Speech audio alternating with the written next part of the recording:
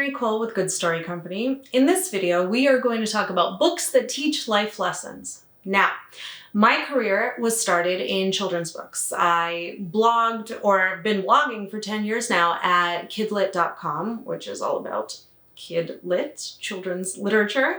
And one of the things I run into a lot is this issue of books that teach life lessons, because a lot of writers, they come to children's books to do a little light preaching. That's not necessarily a bad thing at its heart, but there are ways to do it and there are ways not to do it. And this changes with the age of the book. So we have picture books, right, which are for the youngest readers. And a lot of the time, the writer really wants to get a point across with their picture books. So they get into this thing where at the very end of the picture book, the character learns a lesson, and then the character is like, and I learned that sharing is caring. Or even better, actually worse, an adult comes along and the adult says, oh, don't you know, sharing is caring, and they all lived happily ever after. Well, I would highly, highly discourage you from ever, no matter what age group, but especially picture books, from ever going down that rabbit hole of either the character saying the lesson outright or an adult, heaven forbid, saying the lesson outright, because it really does disrespect and condescend to the reader. And you definitely don't want to do that for these young readers, no matter their age. I really want to see you trust the reader enough to really get the point of your story without you having to clobber anybody over the head. This does not change as we go up in age. There is not a single age group from board book all the way to 99-year-old person reading a novel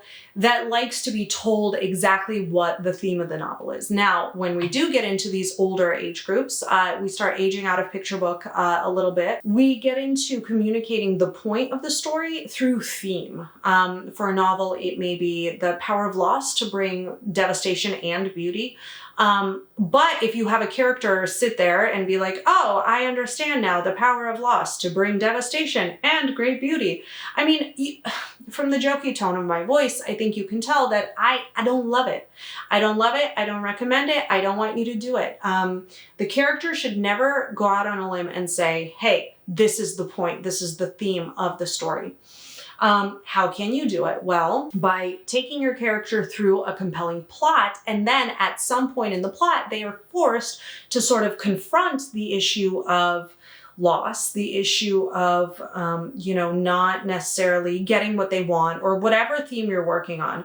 And the plot should bring them into sort of into a clash between them and this thing that you're trying to sort of communicate with your story, and let the character have these experiences and then think about them and then maybe come to some realizations of like, that was wonderful while I had it, and now I have to figure out a new way. For example, at no point did I talk about loss. At no point did the character sit there and kind of ponder loss. Yeah, this is something in almost every single picture book that I work on, in very many novels, especially at the end when pressure is the highest to sort of land with a message.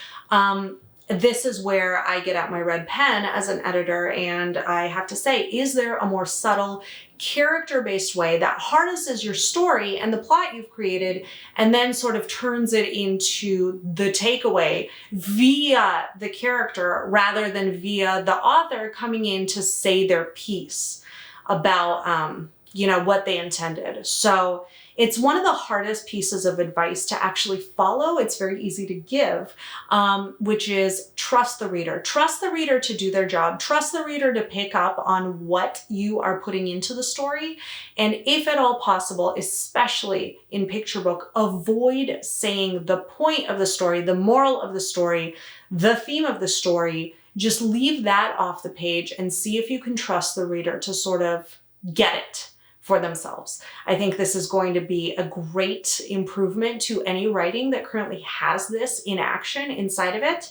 And I would highly recommend that you try it if you have a bit of a heavy-handed or sort of overt theme or takeaway or moral or message operating in your story. That is one thing that I wish I could communicate to pretty much every writer who has ever sort of brought a theme to the table. It's better to leave it out. Leave it out and let the reader piece it together, and I guarantee that that reader, no matter their age, because young readers are very, very capable of interpreting complex ideas if you just let them, no matter their age, everyone wants to discover a story instead of being spoon-fed a story by an overeager author. So again, very much easier said than done, but this is something I really want you to try.